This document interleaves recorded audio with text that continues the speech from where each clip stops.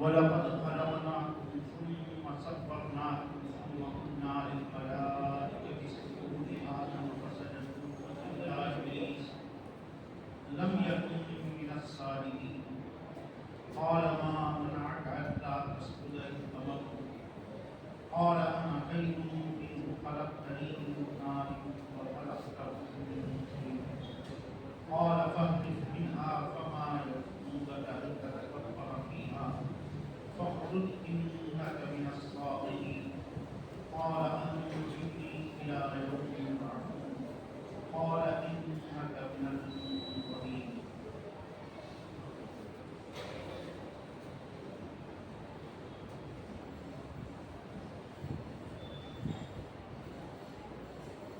یہ سورہ اعراف چل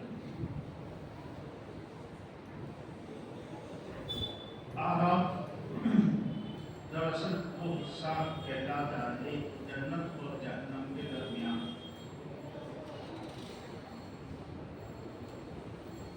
کچھ لوگ ہوں گے کہ وہ نہ تو جنت میں ہوں گے نہ جہنم میں ہوں گے،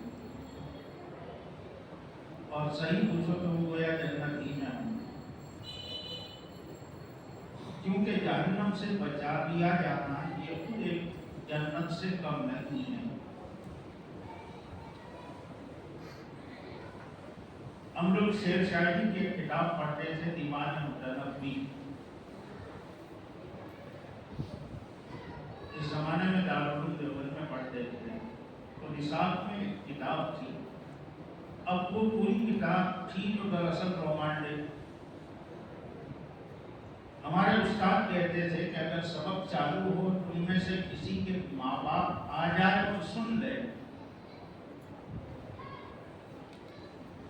اور وہ تھے بھی بڑے دلچسپ استاد، ابھی تک ہے، اللہ ان کی عمر میں برکت عطا فرمائے، مولانا عبدالخالق مدراسی. تو وہ فرماتے تھے کہ اگر وہ سن لے کہ دارالعلوم میں اس طریقے کا بھی سبق پڑھایا جاتا ہے تو فوراً تمہیں اٹھا لیں کہ میں یہاں پڑھا کر کوئی فائدہ نہیں.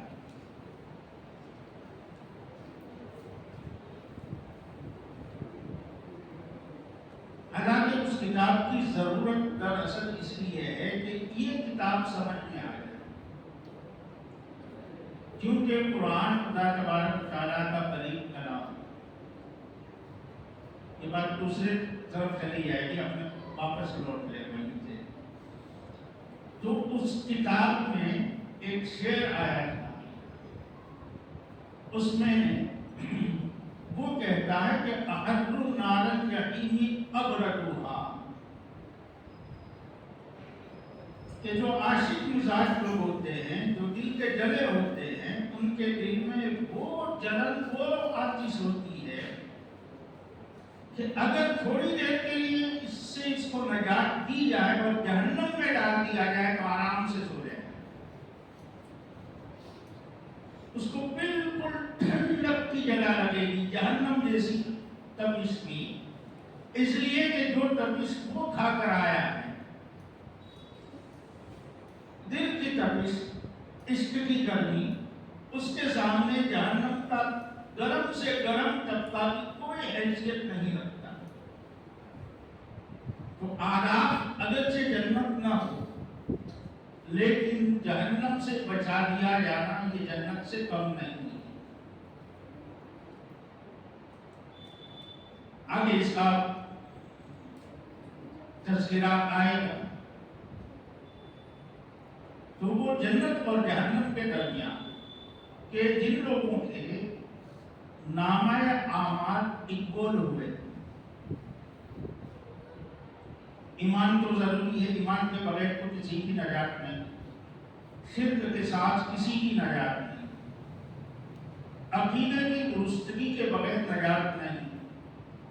لیکن اس سب سے پاس ہو کر اگر خدا تبارک و تعالیٰ نے رحم کا معاملہ نہ کیا اور ضابطے کا معاملہ اس کے ساتھ کیا کہ اس کی نیکیاں اور برائیاں دونوں برابر اکول،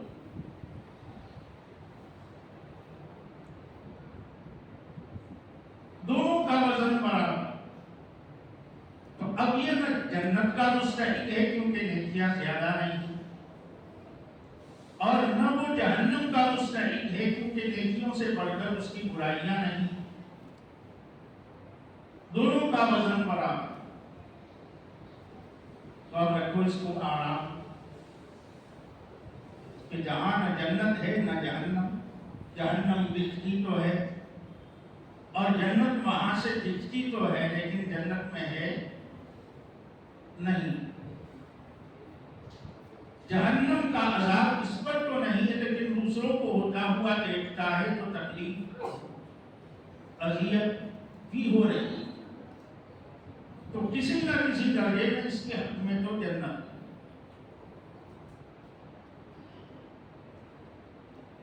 تو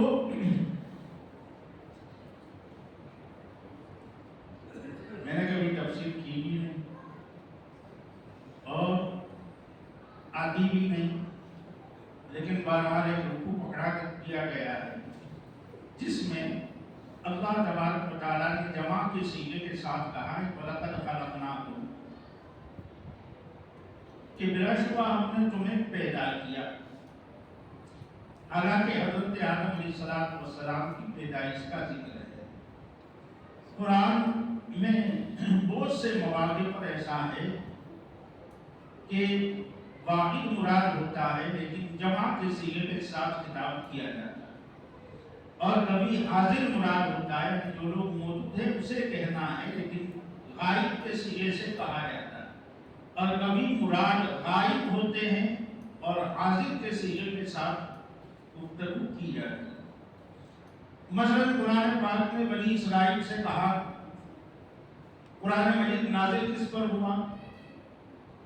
ہمارے نبی صلی اللہ تعالیٰ علیہ وسلم۔ اس زمانے میں جو یہود تھے ان پر من و سلوہ اترا تھا۔ ارے حضور کے زمانے کے یہودیوں پر من و سلوہ اترا تھا؟ نہیں اترا۔ لیکن قرآن میں واحد کیا حاضر کے صیغے کے ساتھ مخاطب کر کے کہتا ہے وَأَنزَلْنَا عَلَيْكُمُ الْمَنَّ وَالسَّلْوَىٰ، کہ ہم نے تم پر من و سلوہ اتارا۔ قرآن کہہ رہا ہے، حالانکہ اس زمانے کے یہود جو مطلب موجود تھے اس زمانے میں جو حاضر تھے ان پر نہ من اترا تھا نہ سلوہ اترا تھا، لیکن قرآن بڑے دعوے سے کہہ رہا ہے کہ وَأَنزَلْنَا عَلَيْكُمُ الْمَنَّ وَالسَّلْوَىٰ۔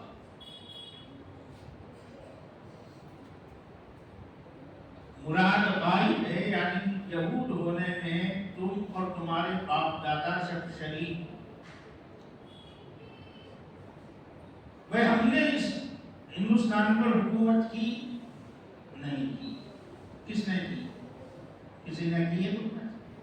لیکن کوئی خطیب کہہ سکتا ہے کہ تم نے 800 سال تک حکومت کی اس ملک پر، صحیح کہہ رہا ہے نہیں کہہ رہا؟ ہم نے نہیں کی، ہماری اگلی پیڑھیوں نے کی، لیکن نسب میں، مذہب میں، عقیدے میں وہ ہمارے شریک تھے۔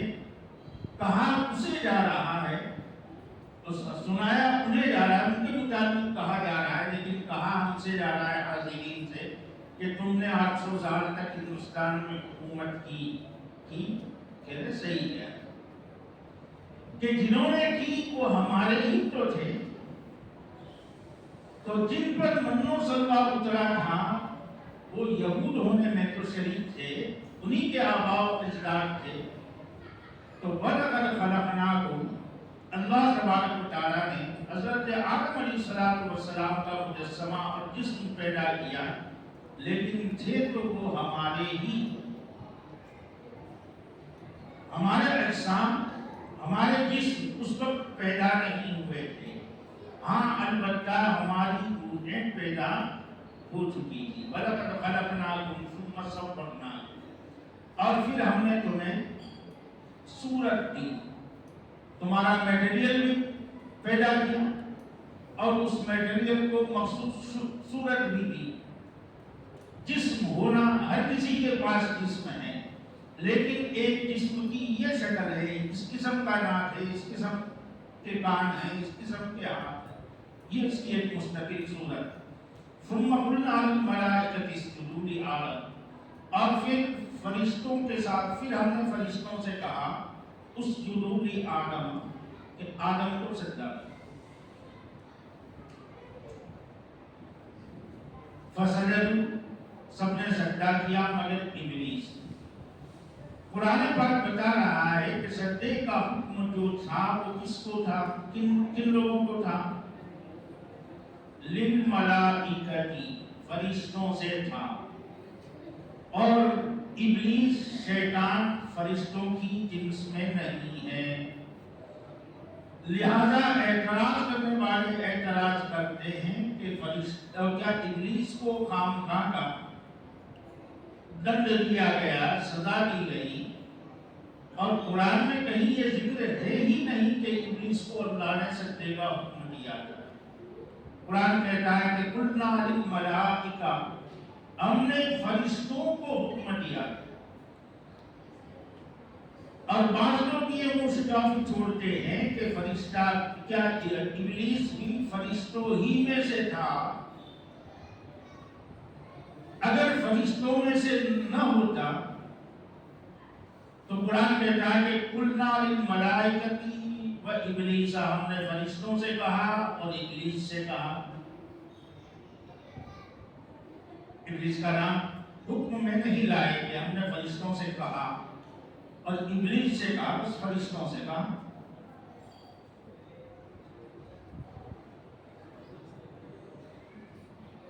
अब मसलन यूं कहा जाए, हुक्म दिया जाए कि भाई इस मजलिस में जो लोग भी हैं वो सबके सब हाथ ऊंचा करें, तो जाहिर बात है कि इस हुक्म के, इस दरखास्त के मुस्तहिक सिर्फ वही लोग होंगे जो इस मजलिस में मौजूद है। क्योंकि यह हुक्म मुक़य्यद है कि जो इस मजलिस में है वो हाथ ऊंचा करे। अब जो इस मजलिस से बाहर है, बाहर सुन रहा है, घर में सुन रहा है, उस पर लाजिम नहीं होगा। या तो तुम फरिश्ते को, क्या इब्लीस को फरिश्तों में मानो,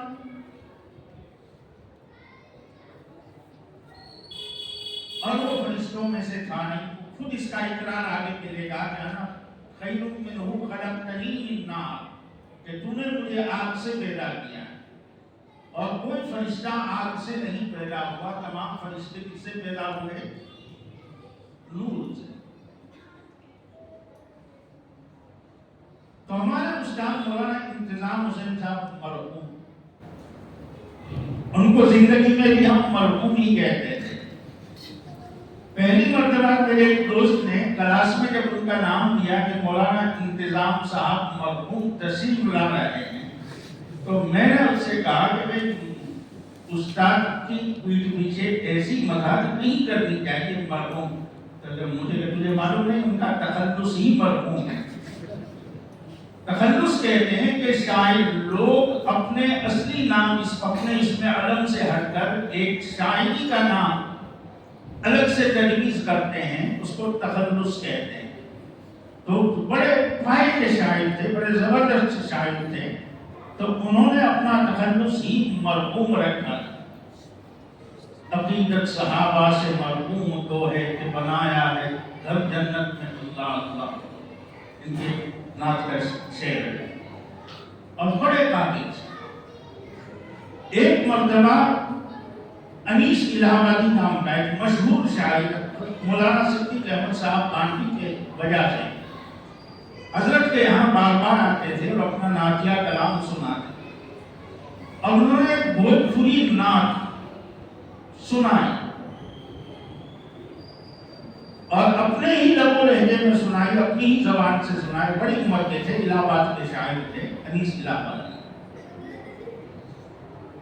मौलाना इंतजाम हुसैन साहब भी उसी मजलिस में मौजूद थे, मजमा लगाया था, ईशा के बाद तमाम तलबा मौजूद थे, और हजरत ने उनसे वो नात सुनवाई थी। उन्होंने उसी वक्त कलम कागज लेकर उसकी टक्कर की नात लिखी, उसी वक्त लिखी। इनकी नात पूरी हो उससे पहले लिखी, और एक अच्छा पढ़ने वाले तालिब इल्म को पर्ची देकर कहा कि खड़े होकर सुना। और मुझे तो याद है, अदर सदके मदर सदके यहाँ से मतलब शुरू होती थी, और भोजपुरी में अनीस इलाहाबादी की मौजूदगी में उससे टक्कर की नात उन्होंने लिख कर दी। इतने काबिल कलाम थे। شاید تو یہ باتیں پیچھے آ جائیں کیا ہاں ابلیس اس میں داخل، فرشتوں میں داخل نہیں، لیکن چونکہ وہ فرشتوں کے ساتھ رہتا تھا اور بے تکلفی کے ساتھ آتا جاتا تھا، یہ مجھے معلوم نہیں ان کا استاد تھا یا نہیں تھا، ٹھیک ہے۔ اس سلسلے میں لوگ بڑی بڑی کہانیاں گھڑتے گئے، اتنے کروڑ سال تک ابلیس یہ رہا نہیں، اتنے لاکھ سال تک رہا، اتنے لاکھ سال تک اس نے سجدے کیے، یہ سب مقررین کی کہانیاں ہے۔ بات سمجھ میں آئی؟ کبھی کوئی بولتا ہو تو سن لینی چاہیے، لیکن ہم اسے نقل نہیں کریں گے۔ بہرحال اتنا معلوم ہے کہ یہ فرشتوں کے ساتھ تھا، فرشتوں سے اختلاط رکھتا تھا۔ اب ہمارے استاد مولانا انتظام حسین صاحب نے کہا کہ دیکھیے یہ اعتراض اس طریقے سے دور ہوگا، مثلا مان لو کہ یہاں اس مجمع میں کئی لوگ لے آتے، جیسے کہ مسجد میں اپنی بچی کو بھی لے آتے، سب لائے اپنے اپنے بچوں کو، لڑکوں کو، لیکن ایک آدمی اپنی لڑکی کو لائے 5 سال کی، 7 سال کی۔ اب اس میں ہم نے کوئی حکم دیا کہ جتنے لڑکے ہیں، جتنے بچے ہیں، لڑکے ہیں جو تمہارے ساتھ آئے ہیں، سب کے سب اسی وقت کھڑے ہو جائیں۔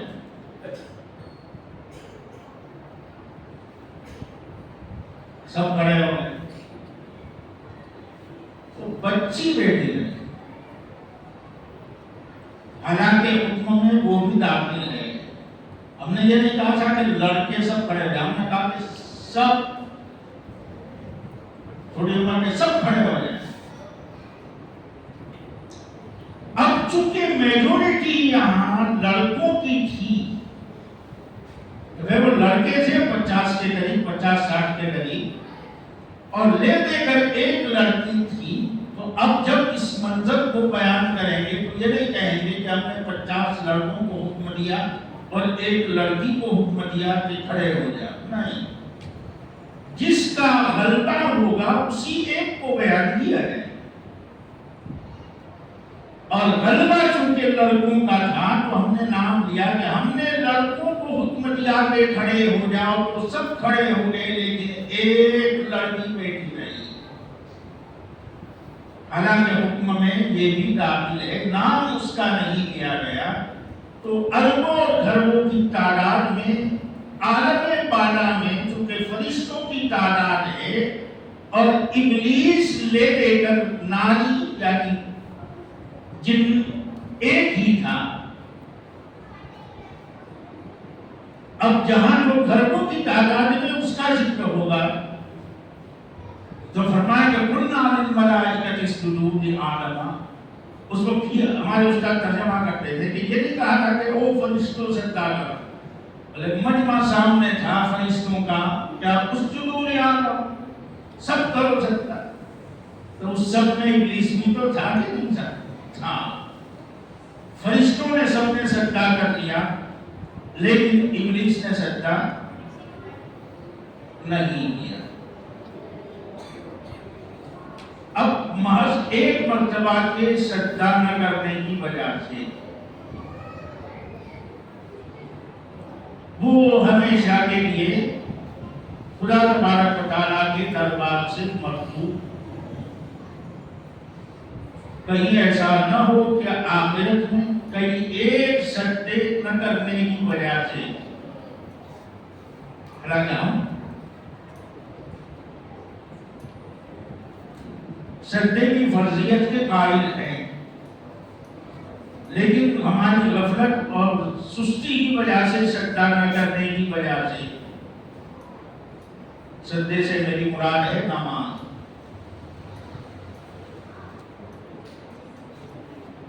باقی تو ابلیس بڑا توحید پرست، خدا تبارک و تعالیٰ سے تازہ لڑائی ہوئی، برسوں کا اس کے نام پر عبادت کا ریکارڈ تھا، اپنے مبہم کہیں گے، تعداد نہیں بتائیں گے کہ اتنے سال یہ رہا اور اتنے سال اس عہدے پر رہا. بہرحال اتنا تو ہے، مسلم ہے کہ اس کے پاس طاعت اور عبادت کا ریکارڈ.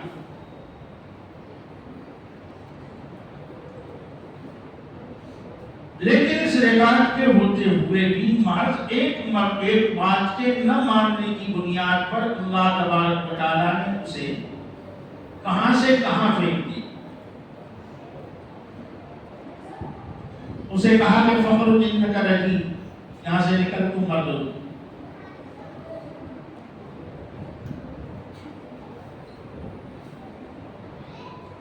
وہ نکل گئے. اس سے نکلنے کے لیے کہا تو وہ نکل بھی گیا. ضد میں آیا، اس نے کہا کہ انظرنی الی یوم یبعثون، مجھے ذرا قیامت تک کی مہلت دے دے.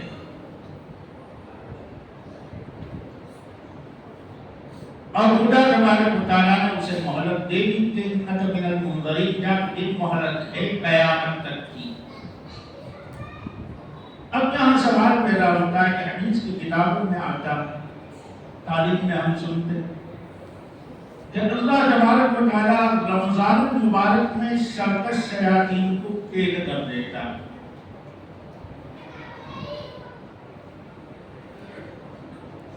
سنا ہے نہیں سنا؟ تو کیا ابلیس بھی قید ہوتا؟ سب کا گرو، سارے شیاطین کا سردار ہے، کیا اسے بھی قید کر دیا جاتا؟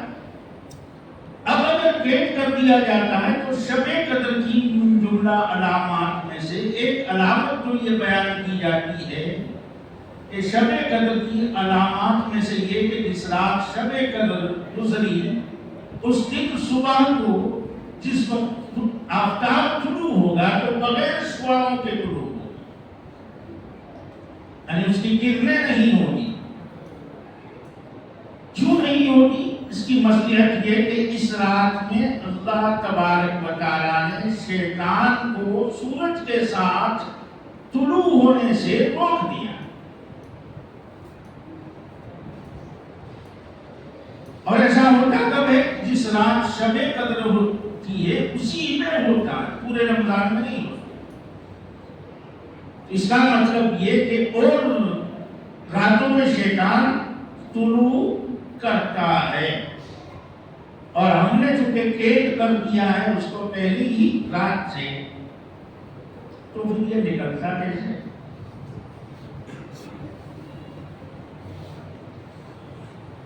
یہ نکلتا کیسے؟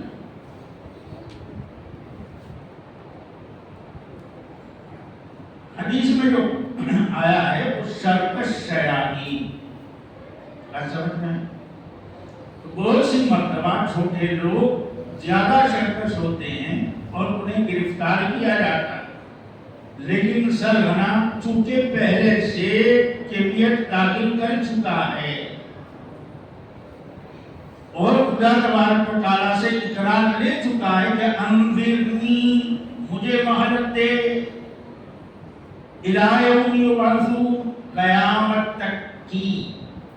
اور وہاں سے کہہ بھی دیا گیا کہ فَإِنَّكَ مِنَ الْمُنظَرِينَ، جب تجھے قیامت تک کی مہلت. اب اس کو ہر سال ایک مہینے کی کٹوتی نہیں ہوگی، قیامت تک کی مہلت. لیکن اس کے جو چیلے چپاٹے ہیں، ہم لوگ تو پھر بہت ایڈوانس کیلکولیشن کرنے لگتے. کسی کے گھر میں کوئی شیطان ہوتا ہے، کوئی بھڑکتی خبیث روح یا کوئی خبیث، رمضان میں بھی اگر وہ پریشان کرتا ہے تو آسانی سے کہہ دیتے ہیں کہ رمضان میں تو شیطان قید کر دیے.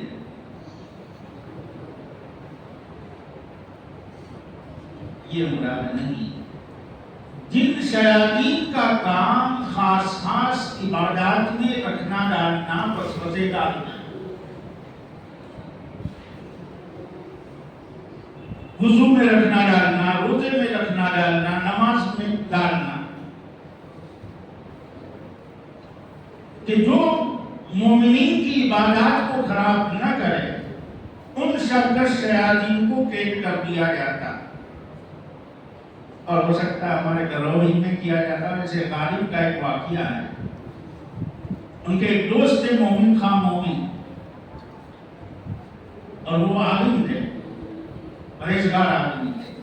وہ ایک مرتبہ اچانک دوپہر کے وقت غالب سے ملنے گئے، اور بڑی آپس میں بے تکلفی تھی، تو گھر کا دروازہ، کمرے کا دروازہ انہوں نے کھول دیا تو دیکھا کہ 12-1 بجے غالب ناشتہ فرما رہے ہیں، کیا کر رہے ہیں، رمضان کا مہینہ، اور کھانا کھایا جاتا۔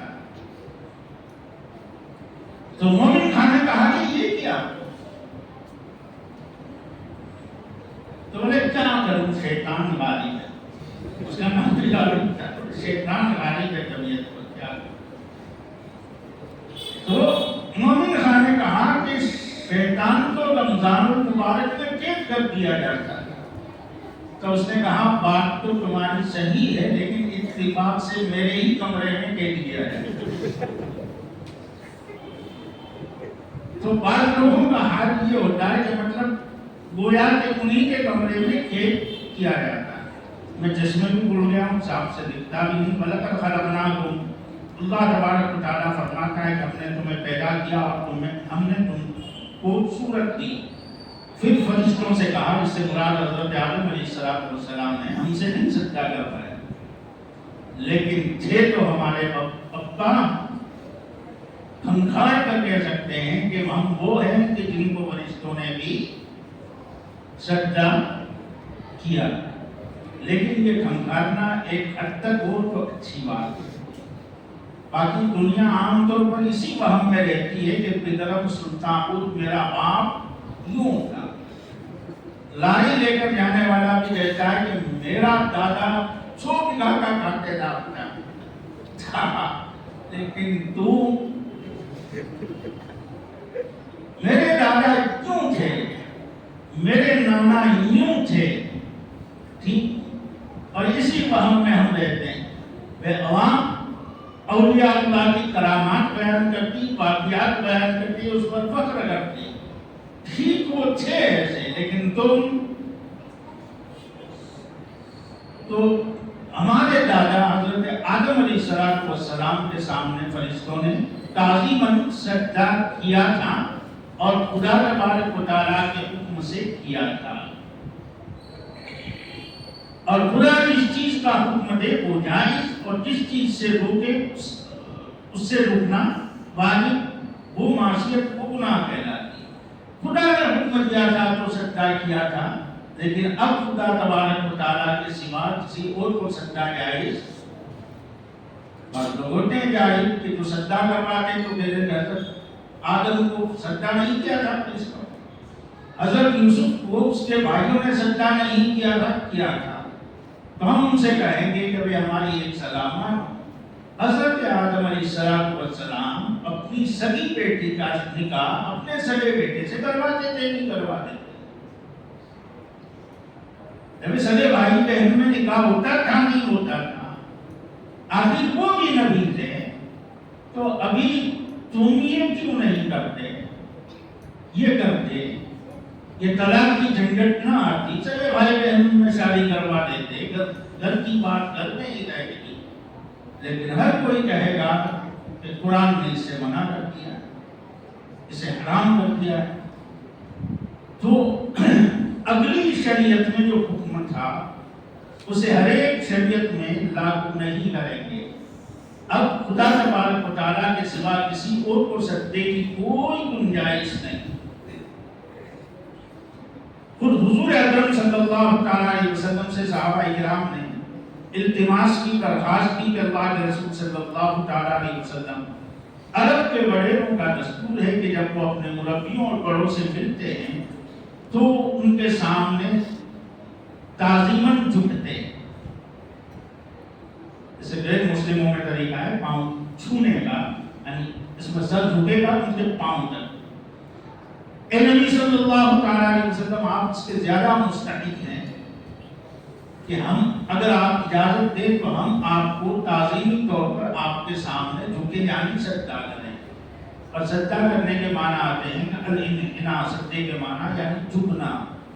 تو حضور نے فرمایا کہ میری شریعت میں خدا کے سوا کسی اور کے سامنے جھکنے کی گنجائش ہوتی، تم میں خدا کے سوا کسی اور کو سجدے کی گنجائش ہوتی تو میں عورتوں کو حکم دیتا کہ وہ اپنے شوہروں کو سجدہ کریں، لیکن جس شریعت کو لے کر میں آیا ہوں اس میں خدا کے سوا کسی اور کے سامنے سجدے کی گنجائش نہیں۔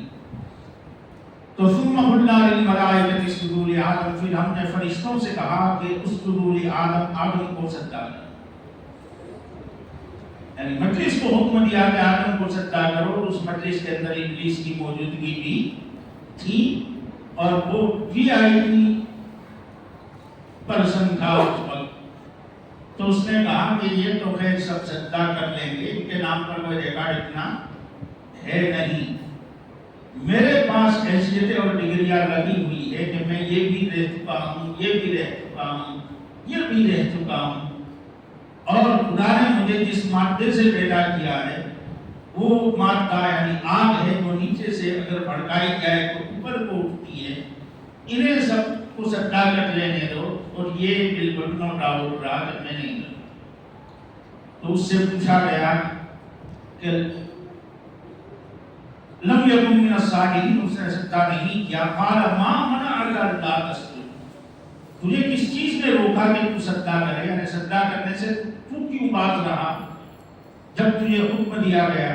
قال، یہ نہیں کہا کہ مجھے حکم نہیں دیا، وہ سمجھتا ہے کہ حکم میں بھی داخل ہوں۔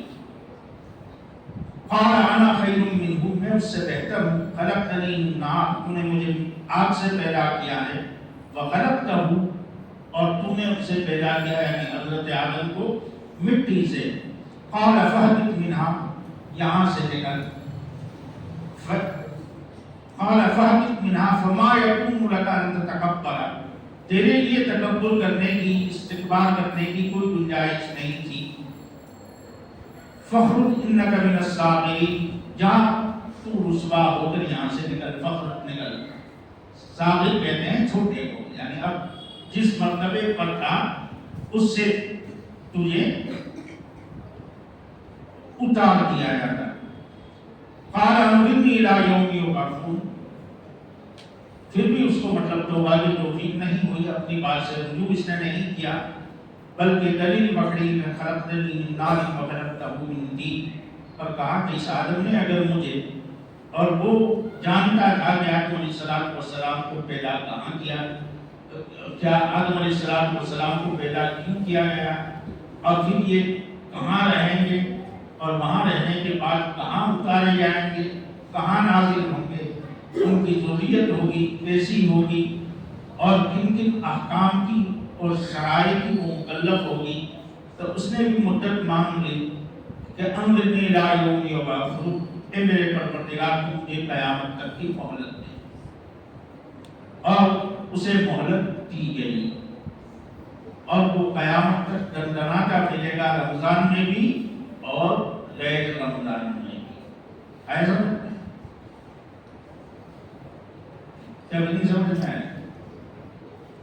یہ پہلے سے خدا سے وعدہ لے چکا ہے کہ انظرنی الی یوم یبعثون، مجھے قیامت تک کی مہلت دے۔ اور حدیث کیا مطلب، کتابوں میں علماء نے جو مطلب